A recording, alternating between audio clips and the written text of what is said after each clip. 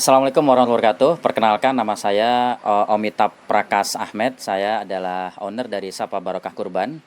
Alhamdulillah saya sudah mulai breeding dan juga penggemukan sapi fattening.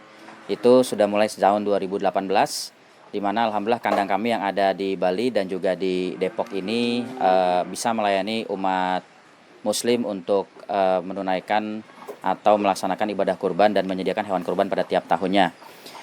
Suka duka kami dalam menjalani proses fattening atau penggemukan di sapi ini adalah salah satunya terkait wabah PMK, tentunya penyakit mulut dan kuku, di mana penyakit mulut dan kuku ini adalah salah satu virus yang beberapa tahun terakhir ini mulai muncul kembali dan tidak bisa dihindari di kalangan peternak yang ada di Indonesia ini khususnya.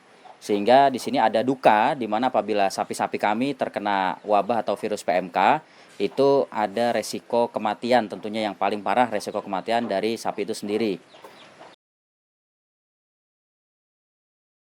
Pengalaman kami dulu ketika wabah PMK pertama kali kurang lebih tahun 2021. Nah, itu udah mulai lagi ada PMK seperti itu ya. Itu sapi kami sempat tumbang sekitar 7 ekor saat itu ya. 7 ekor ya tumbang di tahun 2021. Kemudian parah-parahnya PMK itu di tahun 2025 kemarin. Ya, saat kurbanan itu muncul lagi virus PMK yang hampir setiap kandang itu terkena virus PMK. Bahkan kami di sini di Depok juga terjadi di kandang kami sendiri kurang lebih sekitar 12 ekor justru di tahun 2025 ini sapi yang tumbang. Penanganan di kandang kami, pertolongan pertama seperti itu ya, yang biasa kami lakukan untuk sapi-sapi kami, biasanya kami memberikan multivitamin dan juga ATP, tentunya seperti itu. Awalnya seperti itu untuk meningkatkan imun daripada sapi itu sendiri. Karena biasanya kan sapi yang sudah terkena PMK, itu nafsu makannya juga menurun atau berkurang. Kemudian juga ada resiko luka di sekitar kuku dan juga di mulut atau di lidah, yang menjadikan sapi tidak enak makan.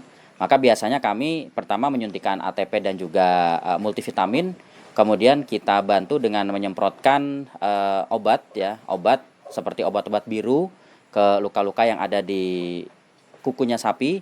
Kemudian kami juga menyemprotkan sitrun, biasanya sitrun ke bagian hidung atau mulut sapi supaya sapi sering-sering membersihkan area hidung dan juga lidah. Biasanya seperti itu yang pertolongan pertama kami lakukan di kandang kami. Kemudian untuk melakukan suatu pencegahan, karena ketika kami peternak sapi-sapi kami telah terkena virus PMK, akan timbul resiko kerugian yang sangat besar. Kami melakukan pencegahan sapi-sapi kami itu dengan memberikan vaksin. Nah, sejak awal memang biasanya kami memberikan vaksin bioaftogen kepada sapi-sapi yang ada di kandang kami, di kandang Sapa Barokah Kurban. Nah, tujuannya adalah agar ketika terjadi wabah virus PMK, ada imunitas yang sudah terbentuk di dalam tubuh sapi itu sendiri, sehingga sapi lebih mengenali virus PMK dengan baik dan juga bisa menangkal atau menangani virus tersebut di dalam tubuh sapi itu dengan baik pula. Jadi itu adalah salah satu pencegahan yang kami lakukan di kandang kami, di kandang Sapa Barokah Kurban. Ceritanya kandang kami itu memakai vaksin bioaftogen karena dari saat ketika terjadinya PMK, kemudian ketika kondisi sapi-sapi sudah mulai pulih atau sehat, vaksin yang mudah untuk kami dapatkan memang kebetulan vaksin bioaftogen. Dan setelah kami menggunakan vaksin tersebut, alhamdulillah vaksin bekerja dengan baik. Meskipun terkadang dari vaksin itu sendiri atau sapi-sapi yang sudah divaksin bisa jadi terkena PMK kembali, namun dampak yang dirasakan itu tidak sampai datang pada kematian.